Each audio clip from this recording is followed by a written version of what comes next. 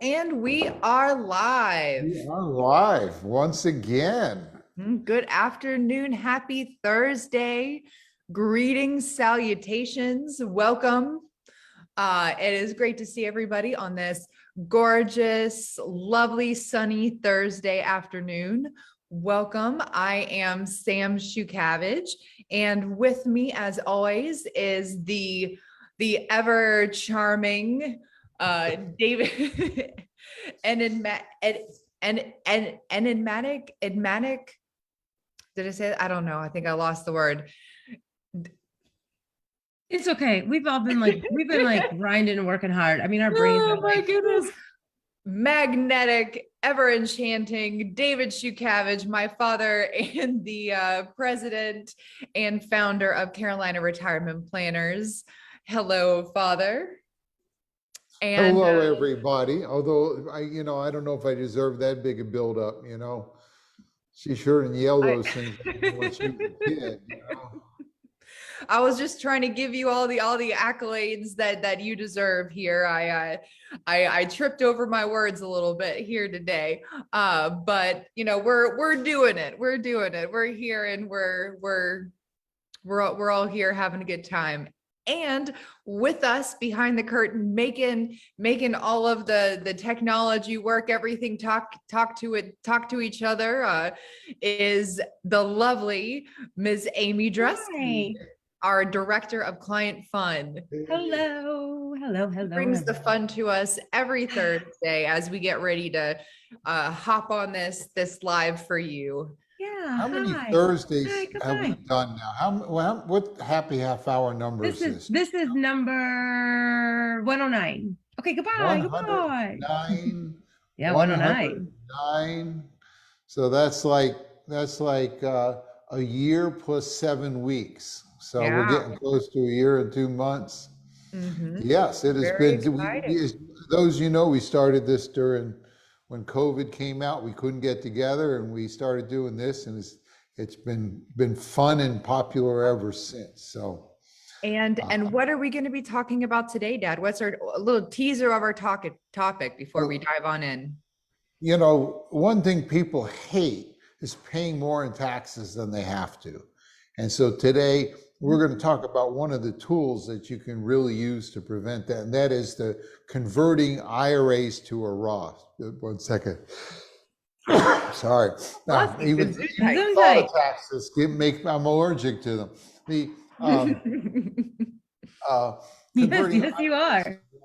and it can be confusing. It's good to kind of just kind of give the basics once in a while, what this means, why do you do it, and then how do you do it, because there's a couple ways to do it and which one might be best for you. So we're going to kind of bring that up, because as we get into this part of the year, it's when you should be looking at what your tax return will be and make some of these key decisions. So it should be good. I'm going to break out the board behind me and all the markers and kind of play there. So that's what we're going to talk about. We always love when you step up to the whiteboard, Dad. We're excited to see it today. But before we get to it, just a few things. We don't know you're here unless you say hi in the chat. So we'd love for you to say hi to us. But before we do that, we love each week there is a certain every day is some kind of national day. It's actually many national days, but we always pick one of our favorites. And Amy, what is today? Ooh. Okay. So today is American Chess Day. So I sent out the question of what is everybody's favorite board game, and we had a lot of people send in their answers, and I could share. I always love to share them, because I was like, if they take the time to send us in, I always feel that we should share everybody's. But before we do, I would just is anybody a big chess aficionado? Was chess anyone's answer? Not a single one. Not a single chess. Nah, I don't blame them. I mean, you would think that after the Queen's Gambit came out on Netflix, that everybody would be that was a learning. great show. Yeah, I did appreciate and love that. That was a great little mini series. I don't know what they call that. Little program. I love that. That was a great whole Netflix series or whatever. But before I reveal like everybody's answers, what are your favorite games? I mean, your board games. Throwing it at you. We were just talking about this. Growing up, I just remember us playing a lot of the Game of Life and Monopoly. Yeah, yeah. But as an adult, and I don't know if anyone else has ever heard of this, but my husband and I played a lot of Settlers of Catan.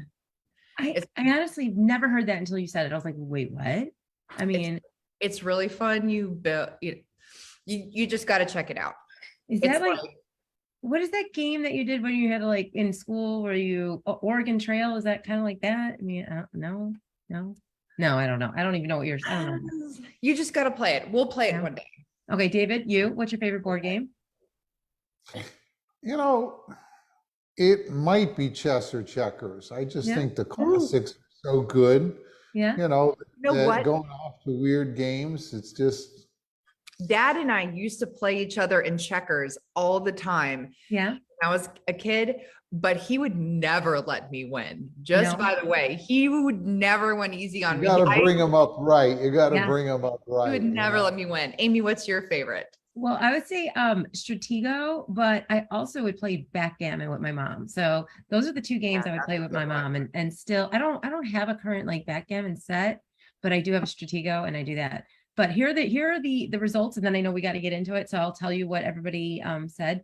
Overall, Sorry, the game, remember the game Sorry, that won. So that was hands down the winner. But we had Trivial Pursuit, we had Sequence, the Harry Potter board game. Monopoly came in second, tied with Clue, and then Mousetrap. So yeah, a lot of fun runs. So yeah. Awesome. All right, I'm gonna get back at it over here while you guys, do your little thing here. But yeah, lot of fun games. Brought back some memories, but good stuff. Awesome. Yeah.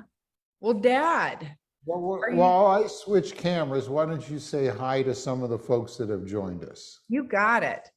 All right. So joining us today, we are so happy to have Fernando. Hey, Fernando, and Teresa, Amy's mom, and our very own Kristen. Hey, Kristen, and Bruce and Eric joining us all the way from Pittsburgh, and our very own Brenda. Hey, Brenda, and Barbara. Hey, Barbara, and Ann, and Dan, and Miranda. Hey, y'all, and Phil, and Fred. Thank you for joining us, y'all. And Ruth. Hey, Ruth, and Martha. So thank you all for being here today. All right, Dad, are you all set up and ready to go? I think I am here and in Bart too. Hey, Bart, board. good to see you. Good to see you. And Brad. All right, I'm sorry. I'm gonna get off and I'm gonna let you get to it. Okay, just to remind everybody, and feel free to chip in, Sam, if I miss something. You got it. A regular IRA is where you earn the money and you put it away and you never pay any tax on it, and it grows. And then when you take it out, you pay taxes. And a Roth IRA is where you pay the taxes first, put it away, and it grows. And you never pay tax. And if you leave it to your spouse, they never pay tax. And if you leave it to the kids or grandkids, they don't pay any tax. So it's tax-free forevermore. So a lot of times people say, what would you rather do? Would you rather get the seeds tax-free and get to plant it and pay tax on the harvest later, like you do with an IRA? Or would you rather pay tax on the seeds, but get the harvest tax-free? So you can kind of see what might be the advantage, since we still don't know what the tax rates will be in the years ahead. But a lot of people still have feelings when they look at this. So we're going to look at an example here. And in this example, we have Ralph, and we have his wife, Alice.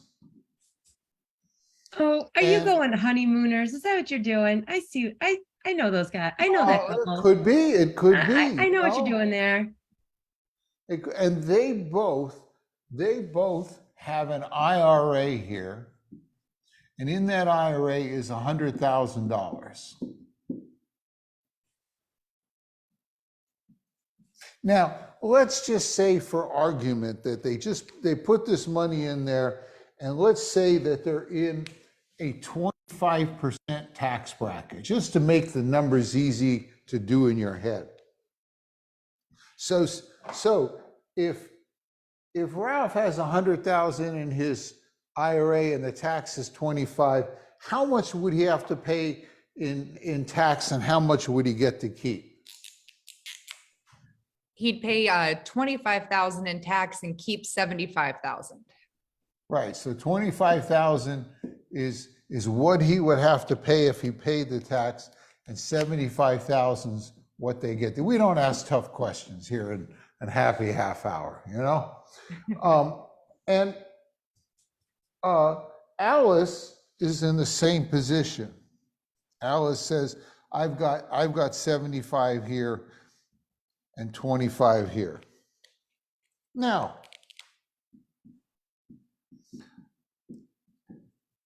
Alice says, wow, she says, I want to get the taxes out of the way. And so she's going to pay the tax and convert it to a Roth. And if she does that, she's going to have 75,000 in her Roth, right? 75 is what's in her Roth. Ralph sits there and says, man, I hate paying taxes. And boy, it just doesn't make sense to me. I'd rather have both of these growing into the future. I don't want to pay the tax now. I'll have more money if I leave the tax money in there than if I pay the tax now. Okay? That seems kind of logical. Yeah. But let's go forward. Let's say we go ahead X years, and over that time, the 100,000 has now grown to 200,000. It's doubled. Now, if Ralph goes to sell, to cash in his IRA and take the money and spend it, how much money would he have to pay in tax, and what would he get to keep? 25% tax stays the same the whole time.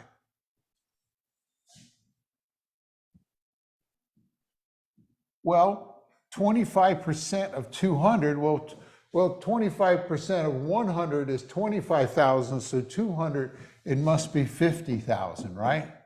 And Yep. so Sorry, he's got 50,000 in taxes. I was hoping you were muted and it's not just your mathematical mind is, you know. And so we have 150,000 here that he would get to keep, okay? Alice invested the same way over the same time. Her 75 doubled, and so when that many years later, you double 75, you also have 150,000. Well, dang, look at that. He kept the tax in there, but he still ends up with only 150 he can spend, and she paid the tax up front. She has the same amount of money. It's one of those commutative properties of multiplication or something. When you leave the tax there, you grow the tax for the tax man, and you grow yours for yours, and it's proportional. It stays if the tax rate doesn't change. But think about it. Let's say all those years in the future, when Ralph had his 200,000, let's say taxes went from 25% to 40%. Because boy, if we showed the tax clock, you would know. If it was 40%, how much would he then pay in tax? 80,000. 80,000, and he'd only get to keep 120, right? So how about Alice? How much would she get to keep? The whole 150. She would still have her 150, because remember, taxes are, the Roth grows tax-free. So that's one thing you want to do, why you want to convert, because you can lock in today's tax rate. What's the the rule of thumb when it comes to paying taxes on things like IRA, Sam? Always pay taxes at the lowest rate. Ed Slott, an expert on IRAs, has TV, public TV programs on IRA taxes. We are part of his elite advisory group, and that's the saying. You always want to pay the tax now if you think it's going to be lower than the future. And for most people, it's going to go up because taxes are supposed to go up in 4 years. We're going to see a boost as the tax cuts expire. And if you're out there and you're married and one of you die, the surviving spouse, man, their tax rates are going to go up because they're going to be filing single. So that's part one. The second part is,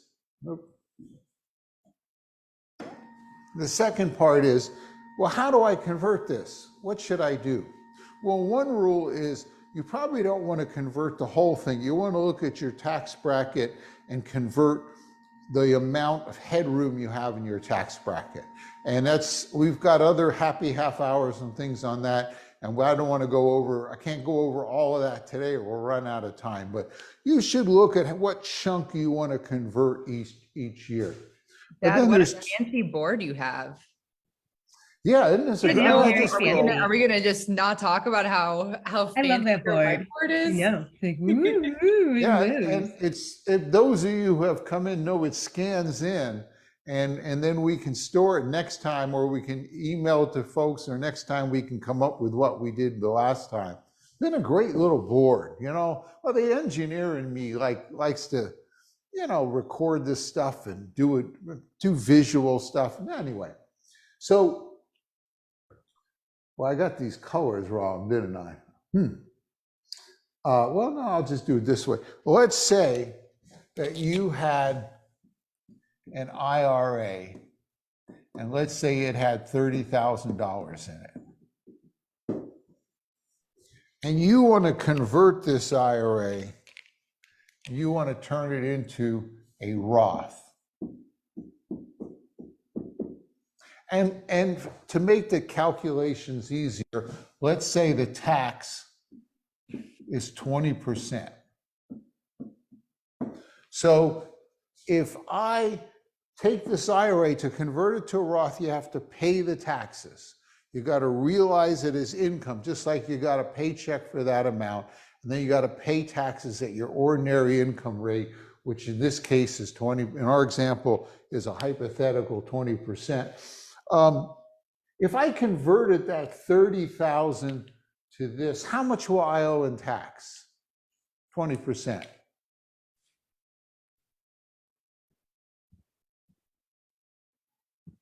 Well, since either someone's muted or 6,000. Sorry. 6,000. I was looking. Okay. I'm having a hard time reading the stuff in green. You are, okay. Yeah. Yeah, I have am blue too. instead. Can you write over just the word Roth and the tax 20% real quick? In a different color.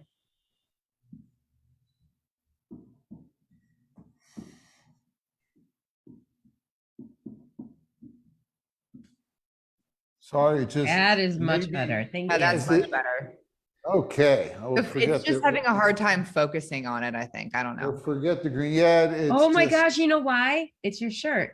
That's why. Yeah, I think it's your shirt. Yeah, you got that fun shirt on. That's why. Okay. All right, So, keep going. Keep going.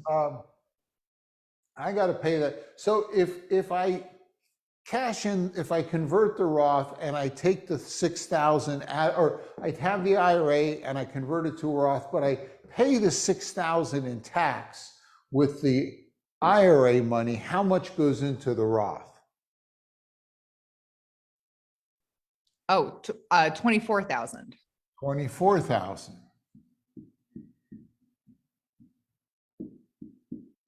Now, what I didn't talk about is down here, we have a money market.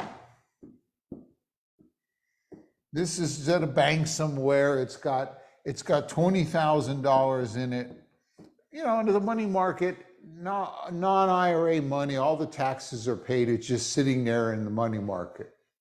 Well, you know, the IRS doesn't care where you get the 6,000 from. They just need 6,000, you know, taxes paid on this. So the second thing you can do is you can take the 6,000 out of here and pay it from the money market. If you do that, how much is in the Roth? The whole 30,000. The whole 30,000. So in one case, we have 24,000 in a Roth. The other case, we have 30. Which do you think would be better? Well, if you have the money in the money market, it's better to get the whole 30,000 in the Roth. Yeah, because even in the money market, that 6,000 you took out, as it grows, you're going to pay tax on it. All the growth is taxable forevermore. If I can get that 6,000 up here instead, it'll grow tax-free forevermore. So there's two ways to do a Roth conversion. One is pay the taxes out of the IRA you're converting to a Roth. The other is using other after-tax money to pay the taxes. And this is better if you can do it, but a lot of times if you can't, this will still make sense. But just a little trick that everyone should know. So as you get towards the end of the year, you need to be thinking about, how much of a Roth conversion can I do within the tax bracket I'm likely to be in, and then go ahead and look at doing that. So that is the quick and dirty on Roth conversions, why you want to do them, because you want to lock in the lower rate. So if they go up, your taxes won't go up. And then also, what's the strategy to use? So there we go. Cool. That was actually, I like it, but simple and good, but good.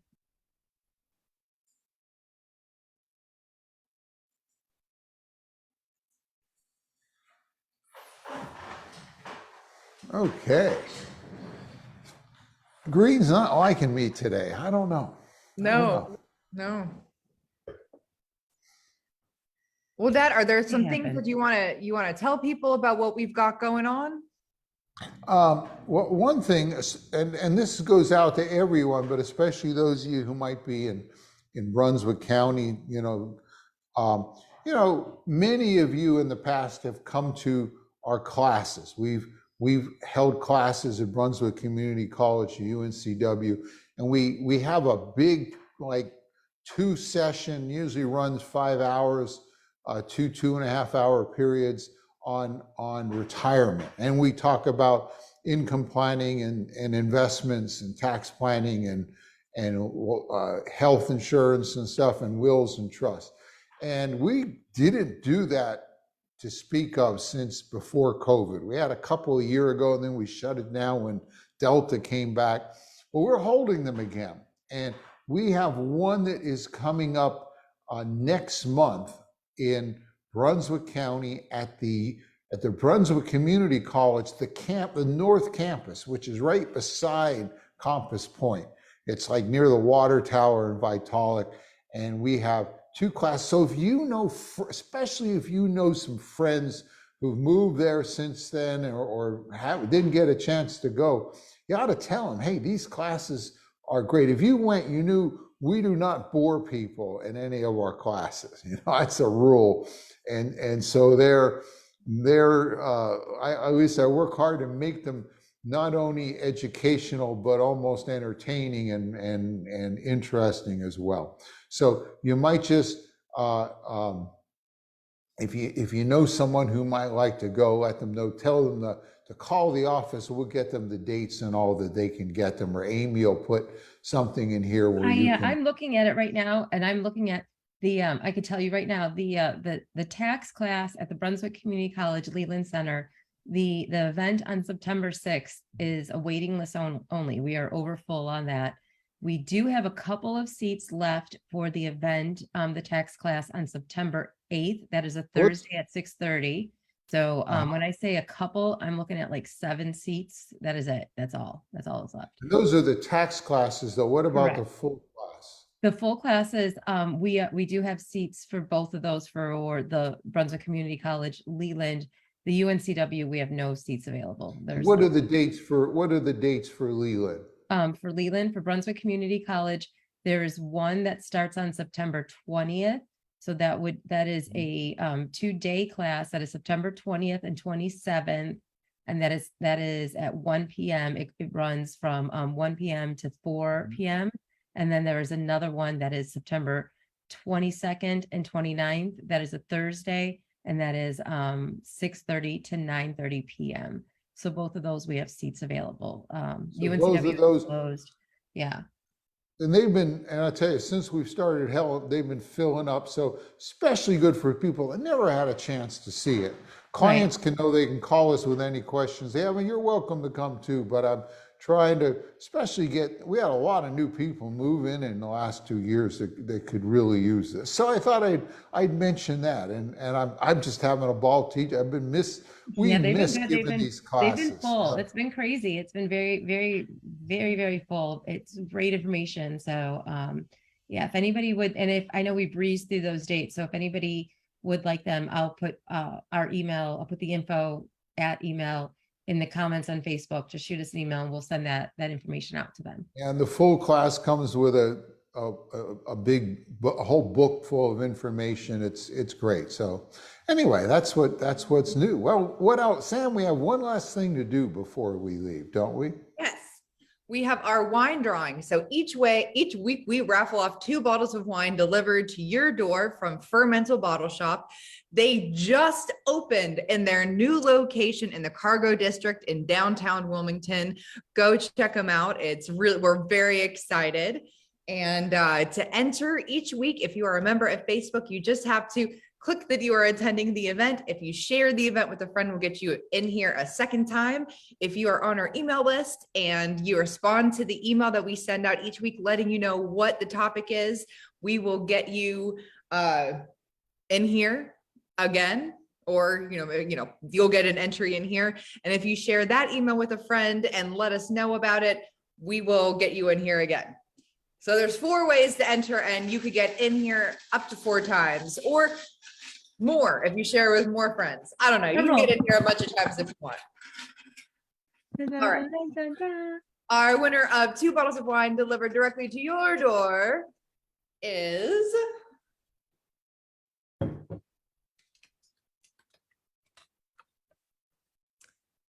Barbara and Fernando M.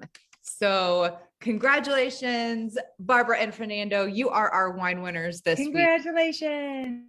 Yeah. Congratulations, everyone. We will see you next week. I'll mention too, Eric just chipped in and said, hey, don't forget, if you take out too much, you convert too much money, you can drive your Medicare supplements up. That's why you need to be sure when you figure out the right amount, you talk to someone or know what you're doing. But I think next week we're going to do one if your spouse dies, what happens to the surviving spouse? Some of the things they worry about. We haven't done that in over a year, and it's a really good one as well. So I think that's on the list there. Yeah. Anyhow, we will see you. My hair. We will see you. Everybody have a great, wonderful Labor Day. Stay safe. Long weekend coming up. Yeah. Have a great time. I have a big old water. I didn't even get there. So yes, everybody have a wonderful weekend. Take care and let us know if you'd like to get into one of our few openings in those classes. So have a good time. Thank you. Take care. Bye-bye. Bye, all. Bye.